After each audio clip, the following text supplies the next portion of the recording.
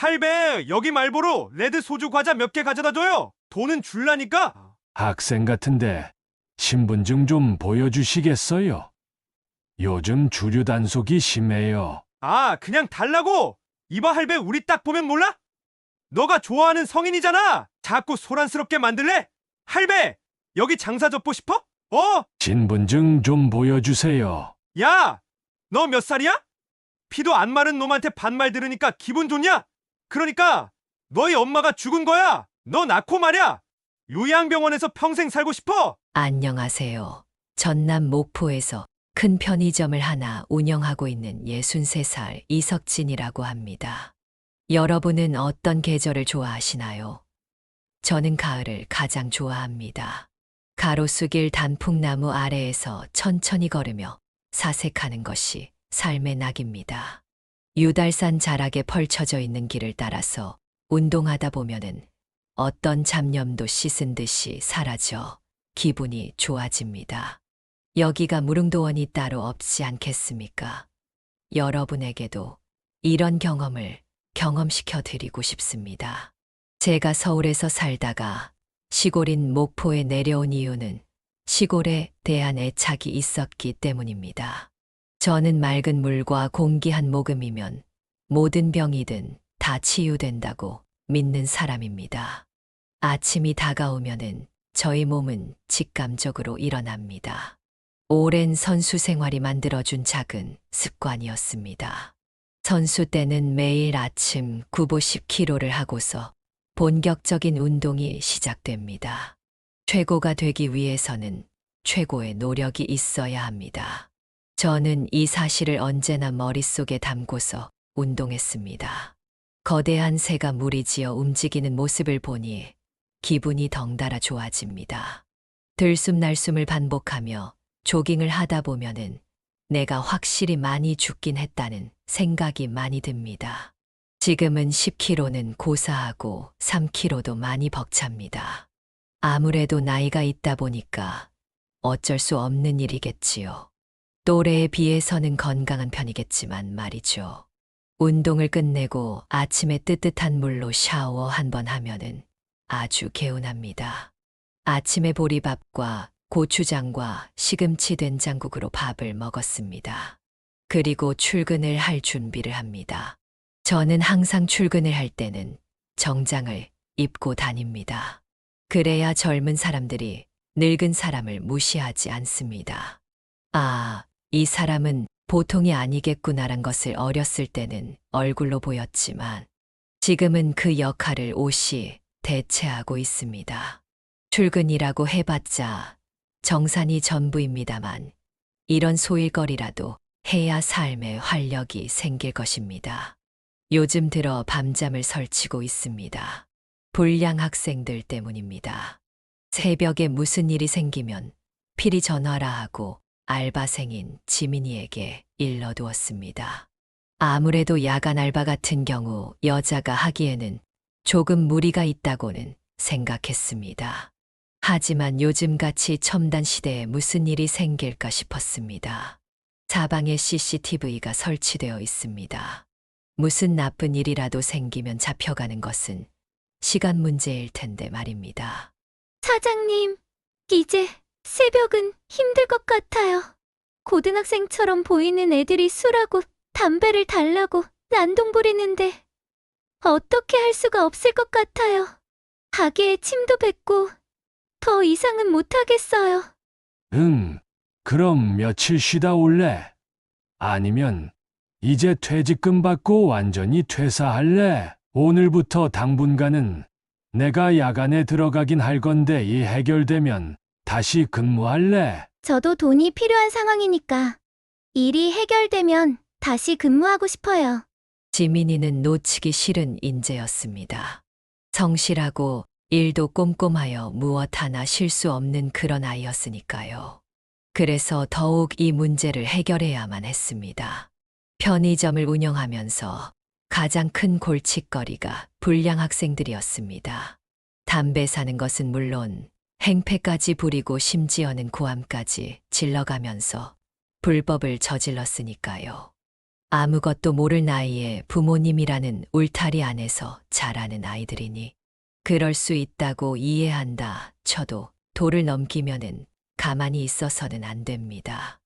낮 시간에 하는 알바생들은 별 일이 없었지만 야간 시간에 하는 지민이는 무섭고 힘들다고 합니다. 오후에 잠을 자고 일어나니 야간 출근 시간이 되었습니다. 근처 국밥집 김 사장님이 제가 근무하는 것을 보고서는 편의점에 들어왔습니다. 안녕하세요. 고생이 많으시네요. 알바생은 어디 가고 직접 근무하고 계세요? 아유, 김 사장님 오랜만이시군요. 요즘 통 바빠서 언제 한번 밥 먹으러 가야 하는데 죄송합니다. 아니요. 것보다 요즘도 그러던가요? 아, 뭔가를 알고 계신가 보군요. 불량 학생들 말씀하시는 거 맞죠? 맞습니다. 요즘 문제입니다. 얼마 전에도 저희 집에서 술을 그렇게 찾는 거 아닙니까? 신분증을 보여달랬는데도 없다면서 마구잡이로 달라 하고 참 난감합니다. 그렇다고 해서 어떻게 할 수도 없고 그냥 어떻게 쫓아냈습니다. 저는 그 이야기를 그냥 듣고서 넘어갈 수가 없었습니다. 그렇게 스마트폰을 보면서 시간을 때우고 있을 때 문 밖에서 소란스러운 소리가 들려옵니다. 머리를 노란색으로 염색한 남학생 1명, 검정머리 1명, 여자 2명 이렇게 총 4명이 편의점에 들어옵니다. 팔자걸음과 주머니에 손을 집어넣고 침도 찍찍 뱉고 있습니다. 손님, 침은 뱉지 말아 주십시오. 아마도 지민이가 말한 그 학생들인가 봅니다. 교복은 입고 있지 않지만 척 봐도 고등학생이라는 앳된 분위기가 풍깁니다. 할아버지 여기 말보로 레드 한 갑이랑 소주랑 과자 몇 개 가져다 줘요. 돈은 줄라니까. 직원방진 말투였습니다. 남학생 1명과 여학생 2명은 키득키득 웃으면서 장난쳤습니다. 저는 최대한 부드러운 어조로 말했습니다. 신분증 좀 보여주시겠습니까? 학생 요즘은 주류 단속이 심해요. 알고 있죠? 그러면 저도 제재받고 힘들어져요. 아, 그냥 달라고. 이봐 할배 우리 딱 보면 몰라? 너가 좋아하는 성인이잖아. 소란스러워질 것 같습니다. 저는 바깥 눈치를 한번 살폈습니다. 주변 상인 몇몇과 지나가는 행인이 쳐다보고 있었습니다. 자꾸 소란스럽게 만들래? 할배 여기 장사 접고 싶어? 노란머리 학생은 과자를 제게 집어던졌습니다. 제 얼굴에 과자가 부딪혔고 저는 인내심이 한계에 다다랐습니다. 한때 전설적인 운동선수였습니다. 올림픽 금메달을 목에 걸고 당당히 인천국제공항에 입국했을 때 환호성이 아직도 떠오릅니다.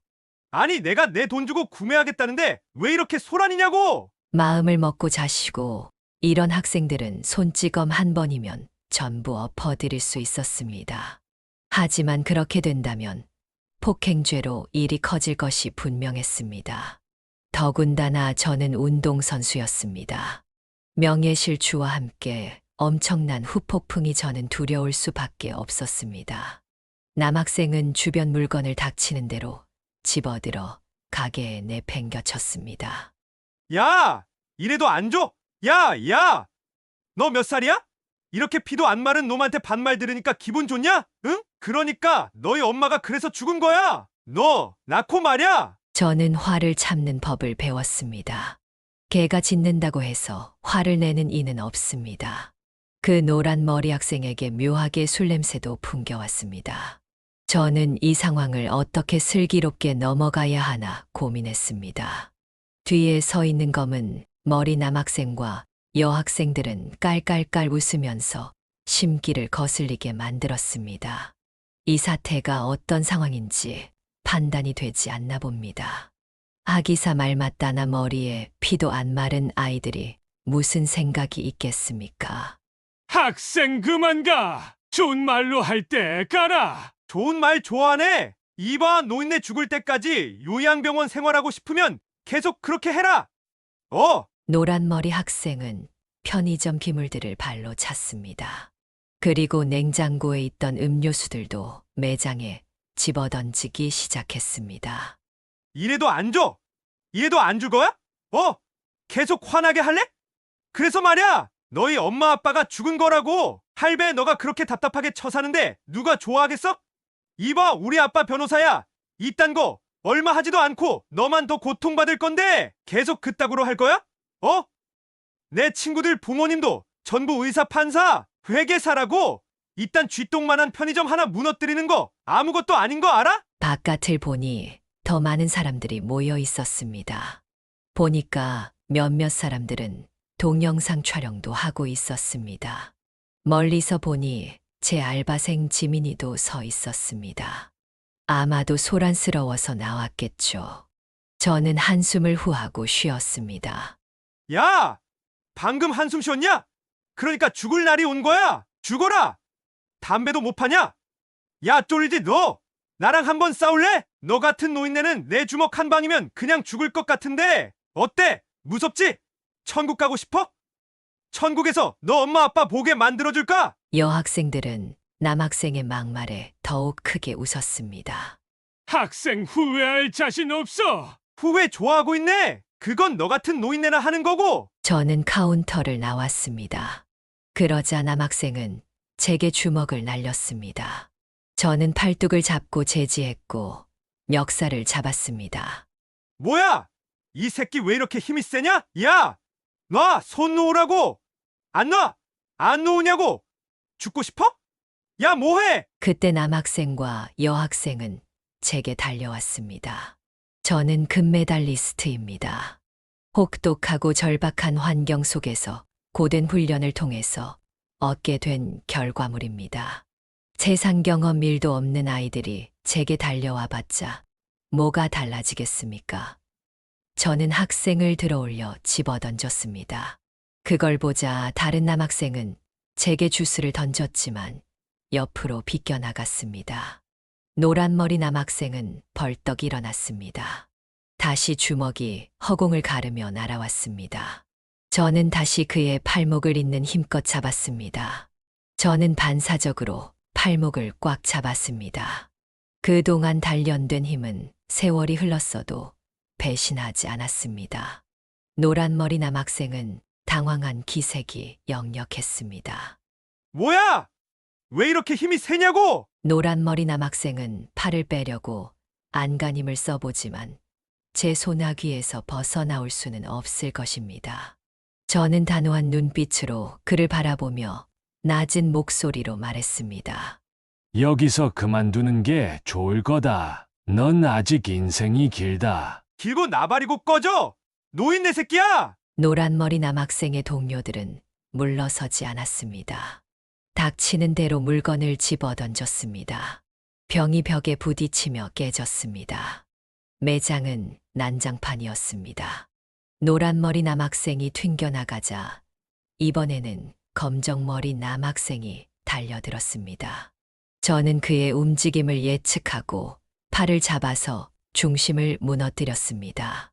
싸움은 너가 익숙하지 않다. 그러니 이쯤에 멈춰라. 제 말을 듣고 노란머리 남학생은 잠시 멈칫했습니다. 하지만 그는 물러서지 않았습니다. 오늘 여기서 내가 끝낼 것 같아! 내일도 있고 모레도 있는데! 저는 주변 상황을 확인했습니다. 이미 스마트폰을 들고서 행인들이 이 모습을 촬영 중이었습니다. 그들 중 몇몇은 경찰에 신고하고 있는 듯 보였습니다. 이제 그만둬라. 더 하면 너희 인생을 망치는 거다. 이 말을 끝으로 멀리서 들려오는 사이렌 소리가 매장 안을 가득 채웠습니다. 노란머리 남학생과 그의 친구들은 도망치기 시작했는데 과연 얼마나 갈지 의문입니다. 저는 무너진 진열대를 정리하며 긴장된 가슴을 쓸어내렸습니다. 경찰과 매장 앞에 멈추고 제복을 입은 남자들이 들어왔습니다.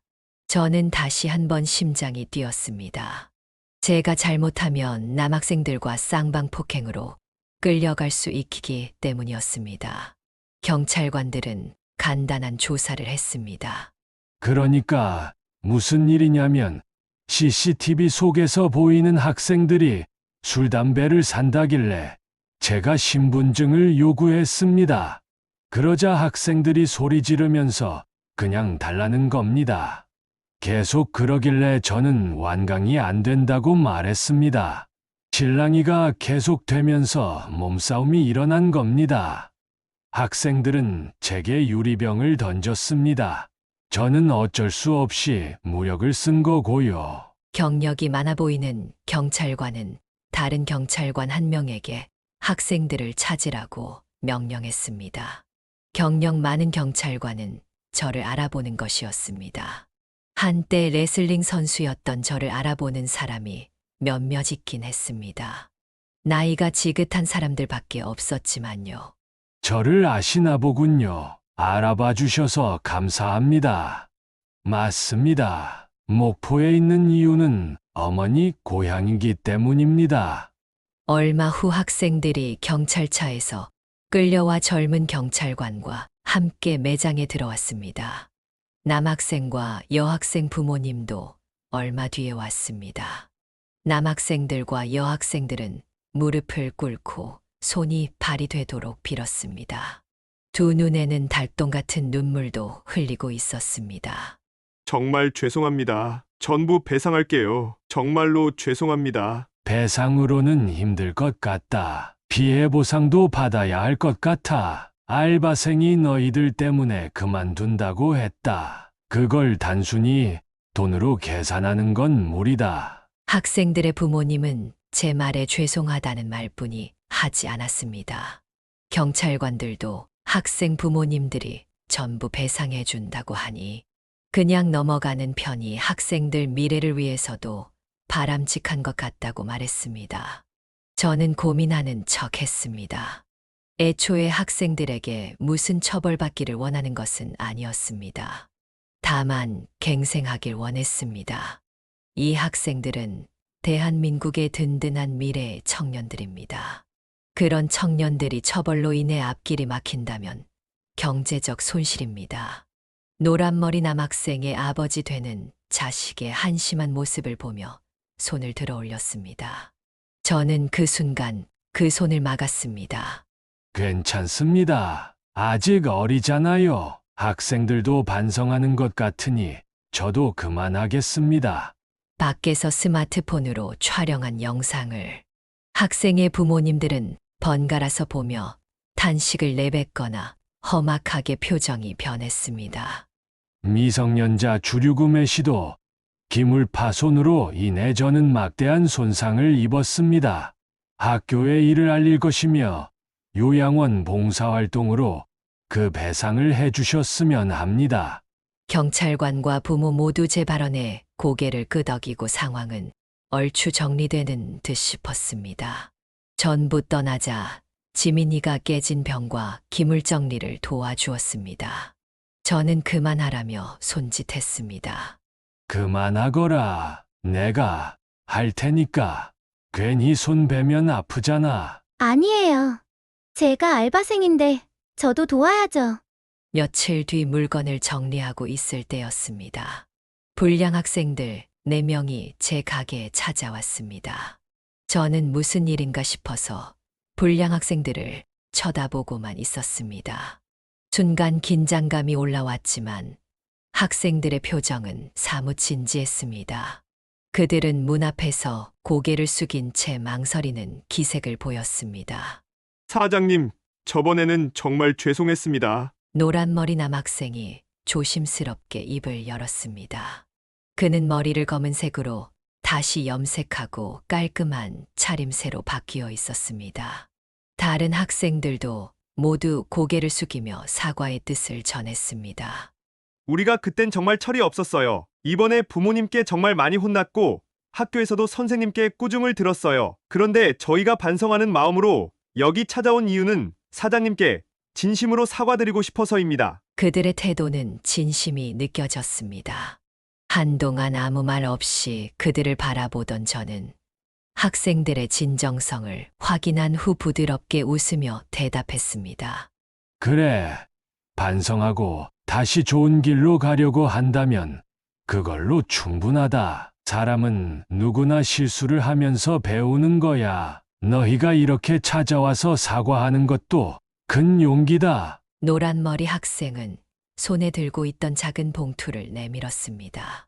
사장님께 드리고 싶어요. 저희가 부모님께 용돈을 조금씩 모아서 준비했어요. 부족하겠지만 편의점 피해 복구에 조금이라도 도움이 되었으면 좋겠습니다. 돈은 됐다. 너희가 이렇게 찾아와서 진심으로 사과하는 걸로 충분해. 하지만 한 가지 약속을 해줬으면 좋겠구나. 앞으로는 내 주변 사람들, 친구들, 가족에게 부끄럽지 않은 사람이 되겠다고 약속해라. 그리고 혹시라도 다른 누군가가 너희처럼 잘못된 길로 가려고 한다면 그들을 말려주었으면 좋겠다. 그렇게 하면 나도 이번 일을 다 잊어버릴 수 있을 것 같구나. 학생들은 진지한 표정으로 고개를 끄덕였습니다.